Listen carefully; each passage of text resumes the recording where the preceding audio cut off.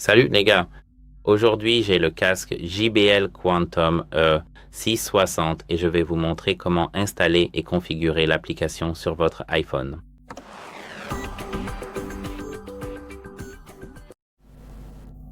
Il faut donc d'abord ouvrir l'App Store, puis lancer la recherche.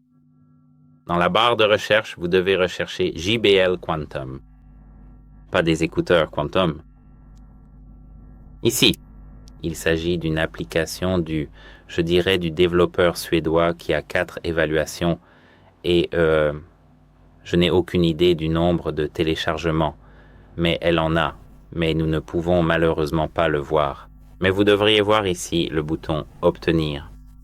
Appuyez donc sur ce bouton Obtenir, puis authentifiez-vous à l'aide de Face ID, du mot de passe de votre identifiant Apple, comme vous pouvez le constater, ou de Touch ID si vous utilisez votre iPhone, et bien sur votre iPad. Je vais rapidement y insérer mon mot de passe.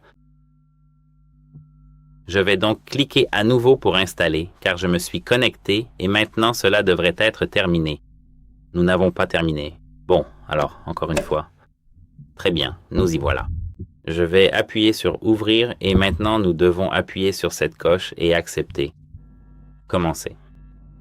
Permettre. Et maintenant, je recommande de les connecter à vos écouteurs au préalable. Comme vous pouvez le constater, connectez-vous à votre JBL Quantum 660. Connecté.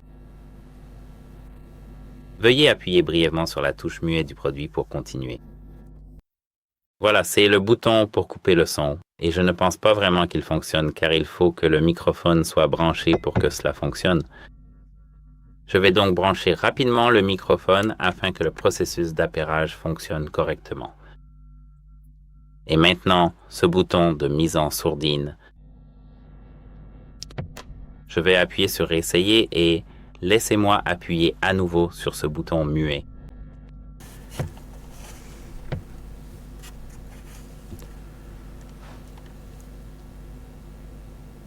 C'est vrai que c'est extrêmement buggé, je le reconnais bien volontiers, mais après avoir tenté l'expérience à plusieurs reprises, vous finirez par réussir à vous connecter. Maintenant, appairez. Comme vous pouvez le voir, c'est terminé. Voilà, c'est tout. J'espère que cela vous aidera et au revoir.